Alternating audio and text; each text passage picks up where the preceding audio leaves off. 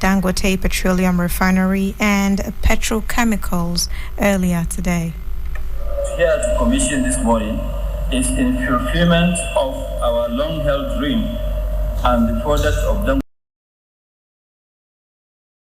Group, our mission to produce what we consume and promote self-sufficiency in the basic needs of our people while competing globally in areas of our comparative and competitive advantage. Over 2 decades ago, we made the commitment to invest in the downstream petroleum sector in response to the increasing shortages of petroleum products in our country and the consequent challenges on our economy and its negative impact on the lives and livelihoods of our people. Initially, we thought to enter into the industry by acquiring the brownfield refineries under the federal government's privatization program in 2007. Regrettably, the outcome of the exercise was reversed and our payments. This motivated us to rethink our market entry strategy and our business model. We subsequently enter the market boldly with a vision to invest in a greenfield refinery that will transform the industry in Nigeria and Africa as a whole. And that is why we went for the biggest refinery ever built in the world.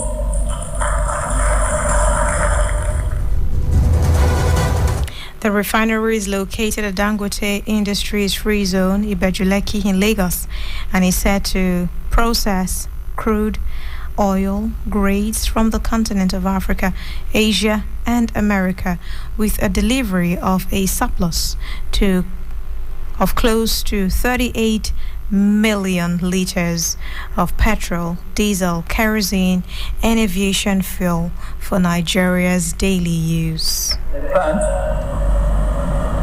Designed with state-of-the-art technology and at a scale in capacity that will be a game changer in Africa and the global market.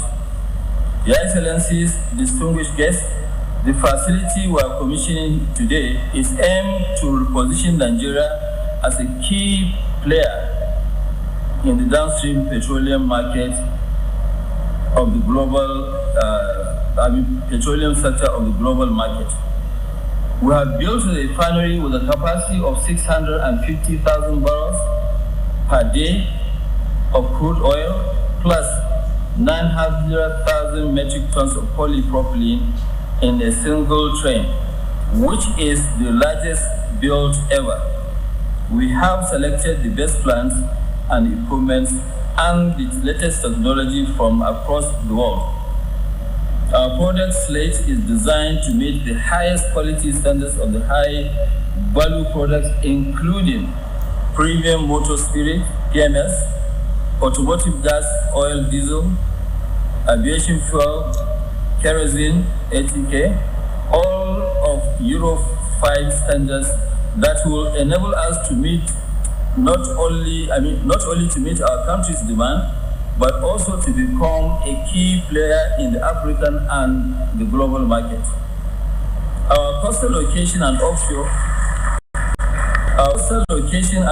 loading and single point mooring facilities with the capacity to receive all our crude oil supplies and evacuate up to 75% of our liquid products, giving us direct access to the rest of Africa and the global market.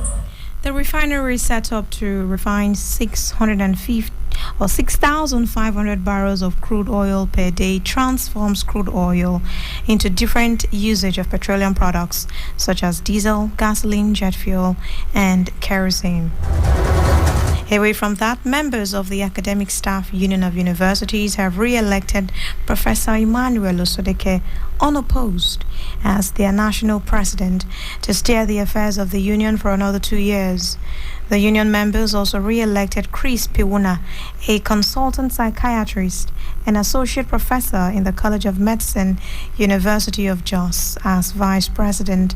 They were re-elected during their 22nd National Delegates Conference of ASU, which was held by the University of Jos in Plateau State.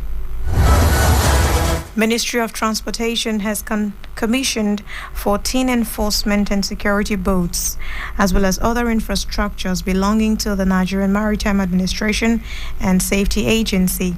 Speaking during the commissioning at Kirikiri in Lagos, the Minister of Transportation, Muazu Sambo, said the completed projects were part of government's commitment to good governance and institutionalized policies for improved maritime safety and security. Sambo explained that the facilities were part of the $195 million Deep Blue projects aimed at enhancing the nation's maritime security and capacity in line with global guidelines and practices. Federal Ministry of Agriculture and Rural Development, in an effort to boost both cassava and yam production in Rivers State, has trained over 100 farmers on small cloud agriculture. According to the Assistant Chief Agriculture Officer of the Ministry, Iboroma Gloria, the training is part of the ministry's efforts to tackle climate change that has affected the general yield of products, especially yam and cassava. Gloria, who spoke in Rivers State during a 3-day training workshop titled Emergency Training and Demonstration of Climate Resilient Practices in Yam and Cassava Production and Empowerment of Farmers and Extension Agents, said as the move improved the outcome and to tackle climate change, it is important to start the early training of farmers on what period and type of seedlings to plant. National Emergency Management Agency NEMA has called for the technical assistance of the United Nations Office for Disaster Risk Reduction ahead of the impending flood in the country. This was contained in a statement signed by Ezekiel Manzo of the press unit of NEMA. The Director General of NEMA, Mustafa Ahmed, has requested the UNDRR to support Nigeria with technical assistance for capacity building and training on early warning forecasting, hazard risk analysis, and dissemination to the public, post-disaster needs assessment and Sendai framework monitor, and also report, as well as develop resilience strategies regarding communication and transmission of early warning systems at sub-national levels. Away from that, Corporate Affairs Commission has reiterated its management and staff commitment to ensuring speedy service delivery to clients. Alhaji Garba Abubakar, who is CAC's Registrar General, in an interview with newsmen in Abuja, said the Commission was ensuring this digitally through its unique portal. According to Abubakar, the Commission would on May 25 inaugurate the register for the beneficial ownership information, which is a key initiative of the government. And he said the standalone register would allow people to query the database either by the name of individuals, by their address, or the name of their company.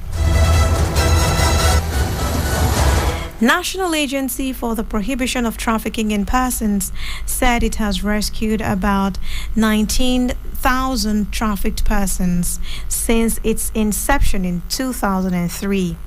Director of Intelligence and Public Enlightenment, Josiah Emerale, made the revelation at a one-day national learning, experience sharing, and policy brief dissemination on combating human trafficking and unsafe migration in Abuja.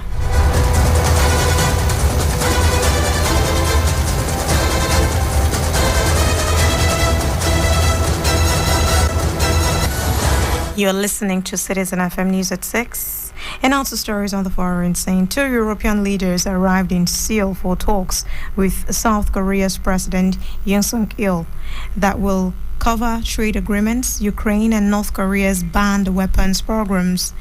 European Council President Charles Michel and European Commission President Ursula von der Leyen are on the first visit to the East Asian country after attending the Group of Seven summit in Hiroshima. According to the European Council, the EU and South Korea are expected to express their strong joint support for upholding the rules-based international order. And now to sports. Taiwo Awoniyi has assured Premier League football for Nottingham Forest next season after continuing his hot scoring streak with the only goal in a 1-0 over Arsenal. The 25-year-old Nigerian has netted 5 times in his last 3 appearances, including doubles in a victory over Brighton and a draw against Chelsea. Cameroon forward Brian Mbeumo was another African international in top form, scoring 2 for Brentford in a 3-1 London derby triumph over Tottenham. That's Citizen FM News at 6. To listen to us online, please visit citizenfm.ng. I am